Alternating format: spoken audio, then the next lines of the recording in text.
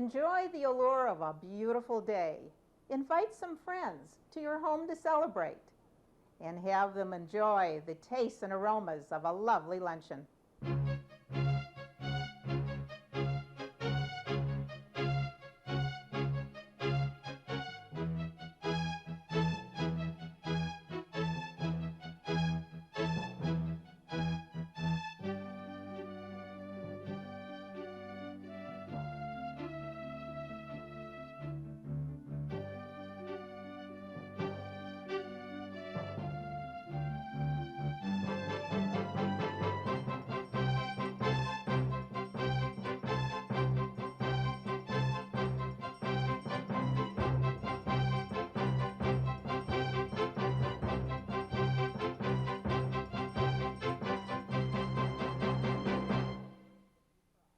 Shalom and welcome.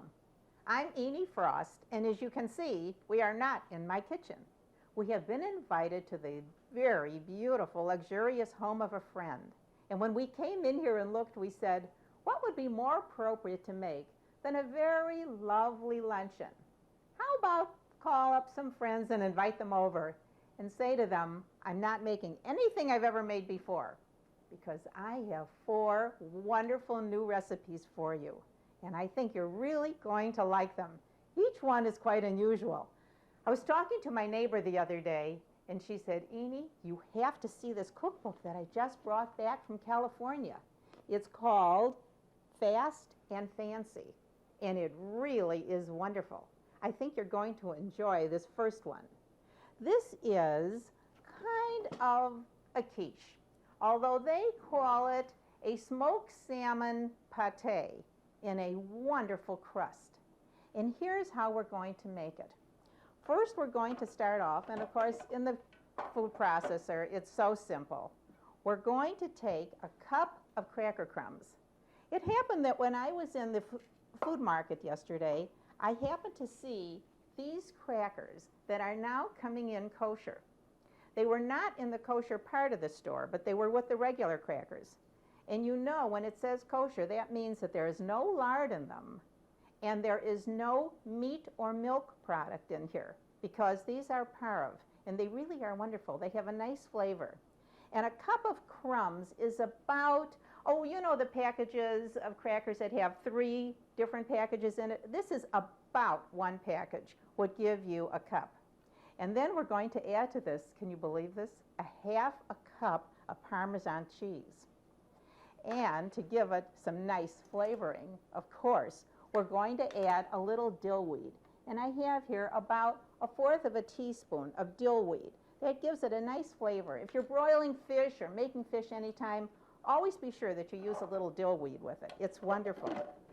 Now, turn it on and then add about 6 tablespoons of melted butter. And it's better to add it when you turn it on carefully.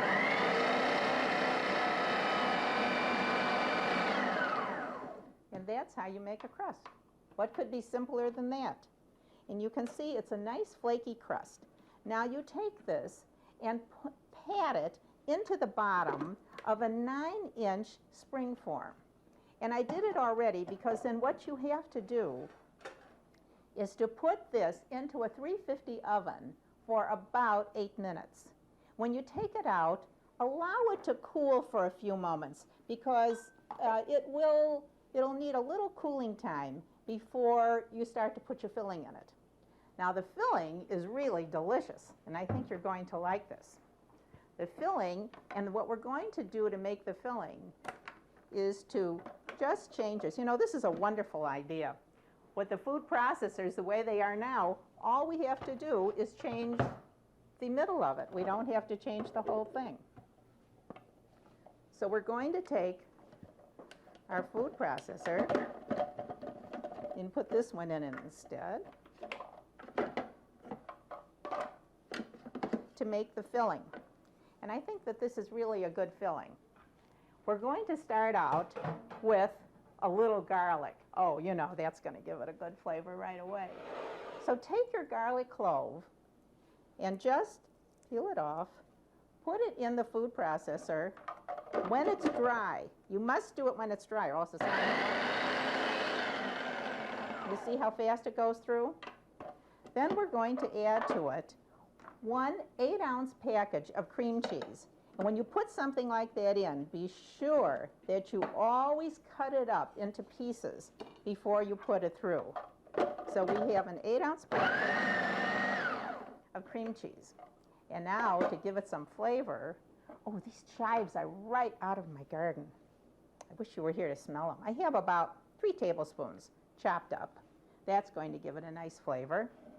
And then, of course, we're going to add a little more dill wheat to this. About 1/4 of a teaspoon will be fine. And then we're going to add 3 eggs. But of course, before we add our eggs, we always check them very carefully. We'll take one at a time, and we'll check them to see that there isn't any blood, so that they would be acceptable in kashrut, and blend it in. When you add eggs, always add one at a time. And that one's all right. So we'll add another one in. Blend it in just a little bit. And check your third one. And put it in. And blend that in. Now, can you believe this? We're going to add 3/4 of a cup of half and half. Is that going to make it a little rich? Oh, well, enjoy. This is going to be special.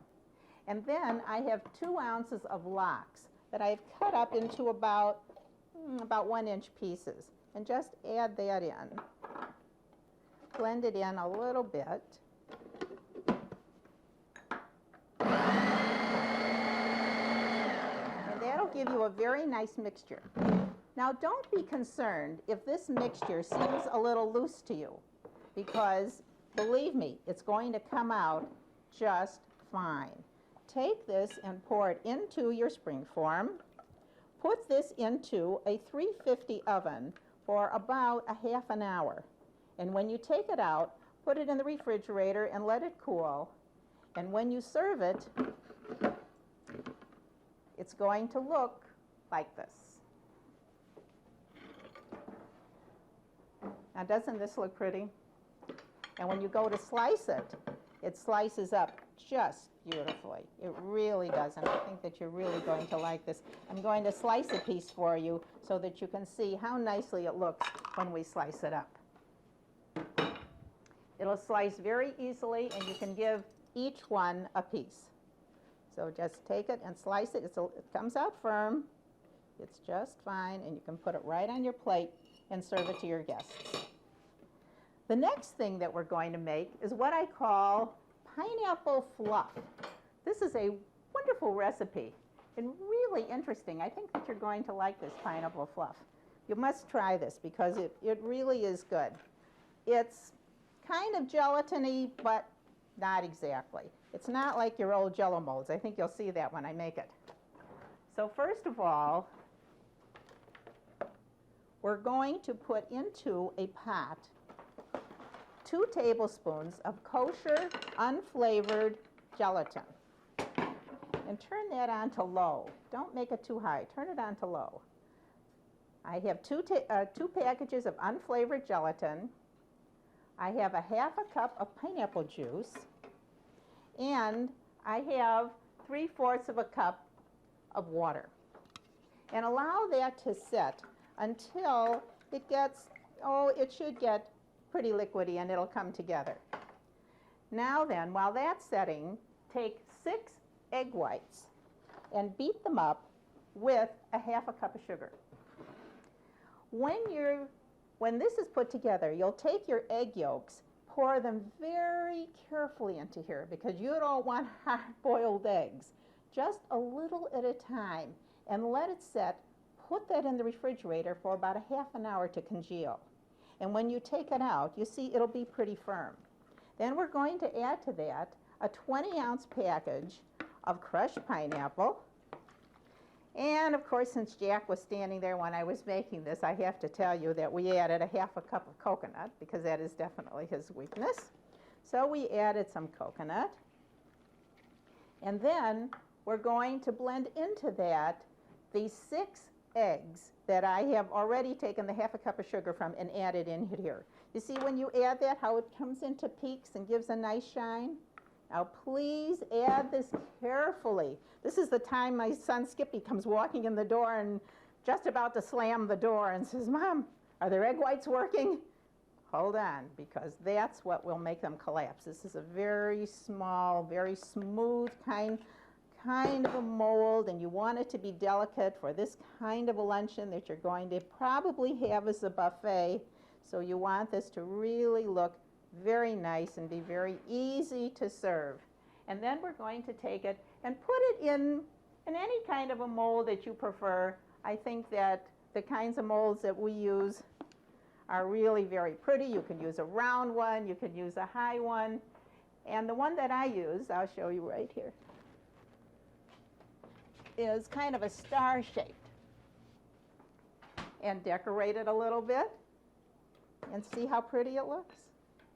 In fact, if you feel that the color is not as pretty and you want to add a little yellow coloring to it, I think sometimes that helps in a mold like this. Because when you put it on the table, especially if you're going to be serving outside, you want it to be quite firm and you want the colors to come up quite a bit on it so that it will really look pretty when you serve it. And this has a very light feeling, and it'll go nicely with this kind of a milk lunch that we're making today. And it does not have any cheese. I know that I have many guests, I'm sure you have the same thing, many guests who say, "Eenie, is there something I can eat that doesn't have any cheese in it, doesn't have any butter in it?" And here it is, just a very light mold. For a copy of Eenie's recipes, send a self-addressed stamped envelope to Eenie's Kitchen in care of WJUF, 1 South Franklin Street, Chicago, Illinois, 60606. That's Eenie's Kitchen, WJUF, 1 South Franklin Street, Chicago, Illinois, 60606. Please include the show number with your recipe request.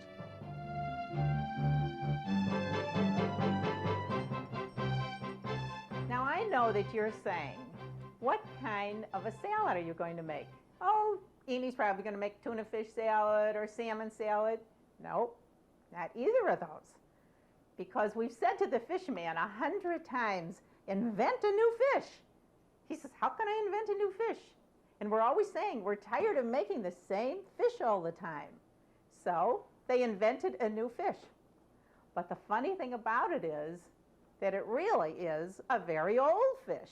It's something that my grandmother, Oliver Sholem, may she rest in peace, whenever we speak about anybody who's no longer living, we always stop to say that because we think of them with reverence. Always said, pollock? Oh, that's such a cheap fish. They use it just as filler in gefilte fish or something. Well, today, what they're doing is bringing out pollock, and would you believe this? They're putting it in packages that they call, it's not shrimp, it's kosher shrimp, it's not crab meat, but what it is basically is pollock. And look at what they do. They even shape it to look like a shrimp and give it a little color. But it really is delicious, and it's easy to work with. And when you buy it in the kosher deli or wherever you buy it, it's usually frozen. All you have to do is to frost it, and it's really easy to use. So what we're going to do in this wonderful salad is we're going to start out with some pasta. And I love this one. It's called variety, whatever that means. It's called variety, but you know, you could use any one that you like. And this is about 10 ounces, about 10 ounces of pasta. And we're going to add our fish to it.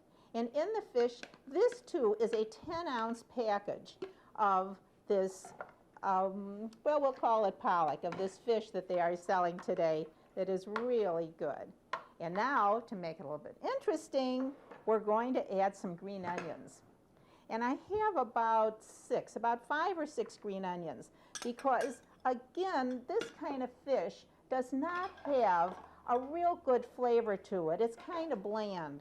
So you really have to add something that has a nice flavor to it. And then we're going to add a 10-ounce package of frozen peas. And that too, look at how pretty this is getting. You can see how nice the salad's going to be.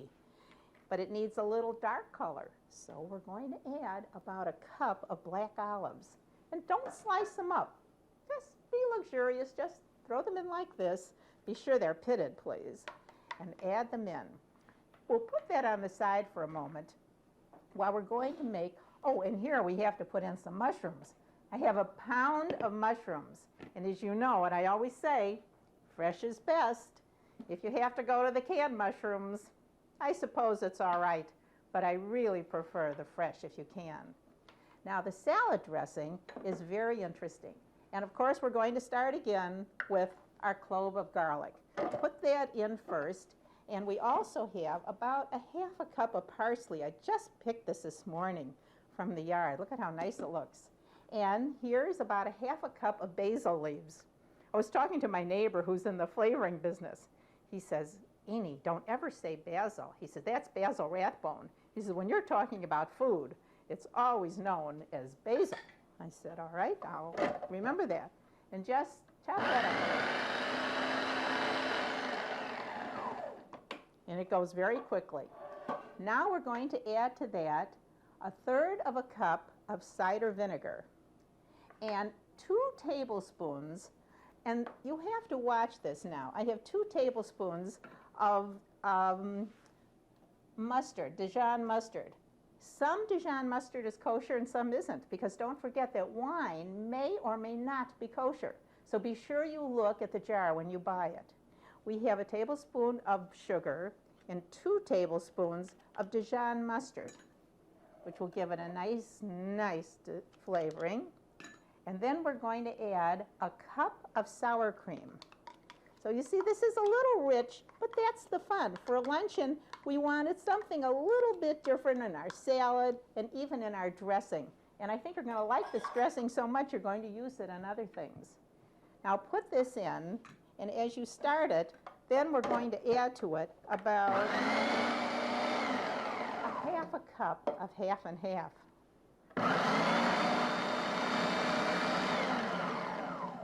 Now, take this wonderful dressing, pour it over your salad, blend it in, and find a nice bowl that you have in the house that you want to use for just serving it. When we were in Florida lately, we picked up this wonderful bowl, and I think it's really interesting because it gives a nice flavor, a nice look to a salad when you're serving it on the table.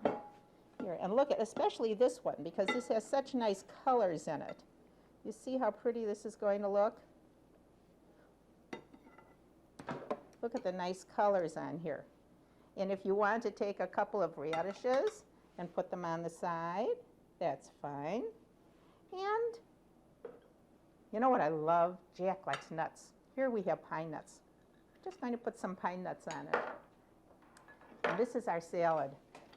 I was thinking about it when we were in Florida, that Jews have lived all over the world.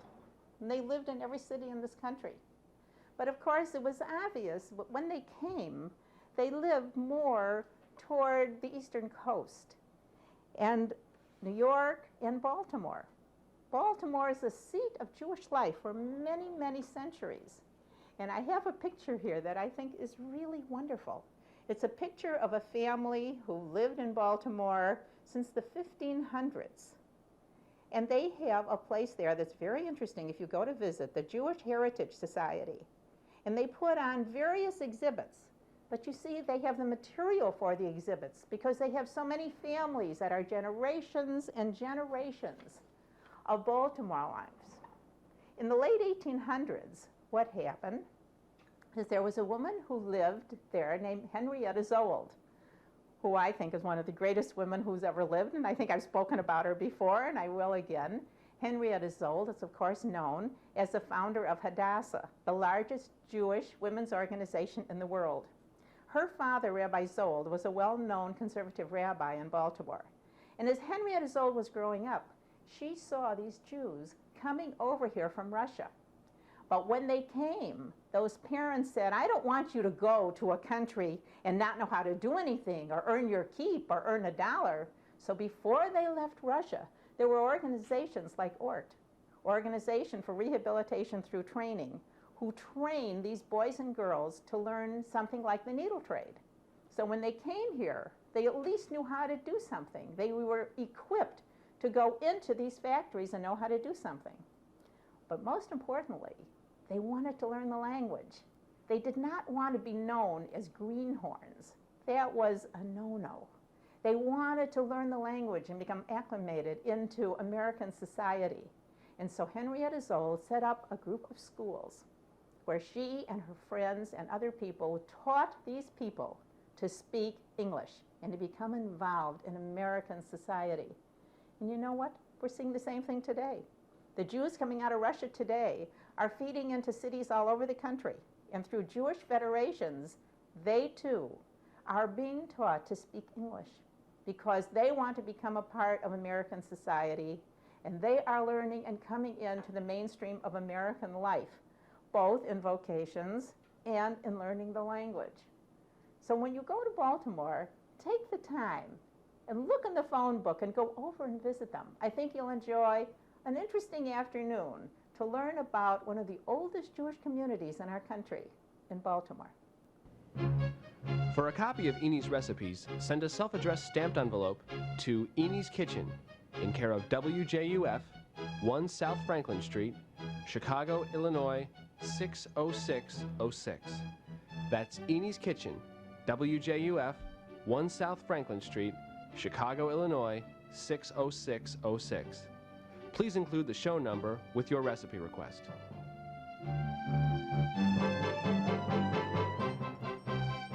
Have you ever had the experience when you have a luncheon that you feel, well, you should have some rolls?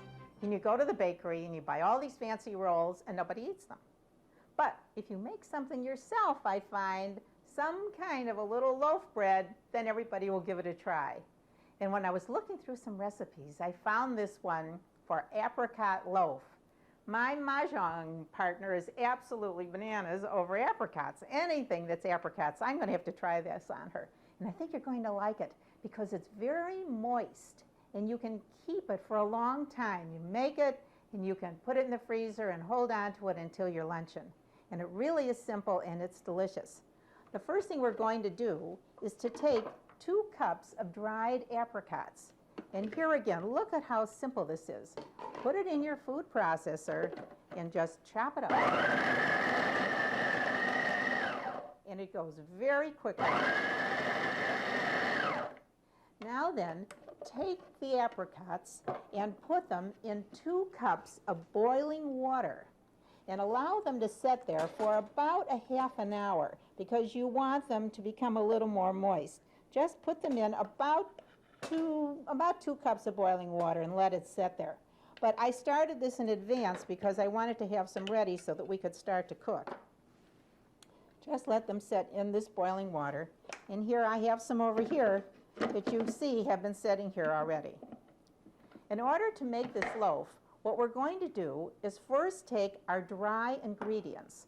We have 2 cups of flour, and to that I'm going to add a tablespoon of baking powder and a half a teaspoon of baking soda and a half teaspoon of salt and 1 cup of sugar.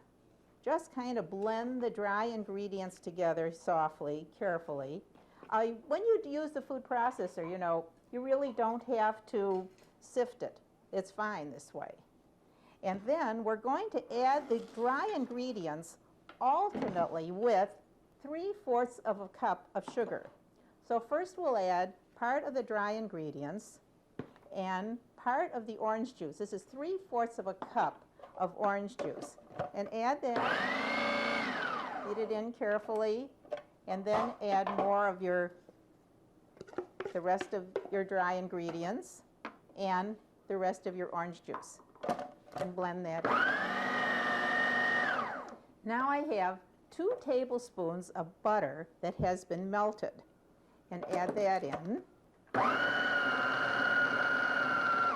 And now we're going to add 2 eggs. And of course, I'm going to crack them and put them in carefully to be sure that they're all right. The first one. And take one at a time. Always take the eggs one at a time because you want it to aerate as much as it can. You don't want to bake them right in. And try your other egg.